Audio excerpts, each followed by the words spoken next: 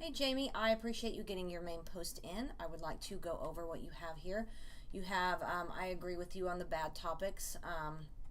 Sometimes bad topics can be good topics for other people. You put, this one. It's just because it's touchy doesn't mean that you can't do it if you present it in a professional way. So people could do that one. And the same here. I've seen this one done. You do want to put your personal opinion in this. Just back it up with research. I do agree that, and this the reason that this one is a bad topic is just because it's really cliched. Let's move on to your bottom one, and what the ones that you choose to do or are choosing to do. The technology right here. You put pros and cons. If you're just going to do pros and cons, it just makes it a research paper. And the technology, there really isn't going to be a flip side of this. If you say, for example, if you say, well, social media is hurting our social skills, well, you really can't argue the flip side of that.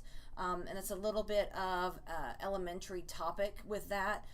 It's kind of becoming very cliched. It's a go-to, but you really can't argue that there are certain things about technology you can't argue. You can't argue that advancements in technology are harming us in ways of like medicine and science and whatnot. You can't argue that we spend too much time on social media, and so almost everything with technology is like, oh well, yeah, and so you don't want that for this topic.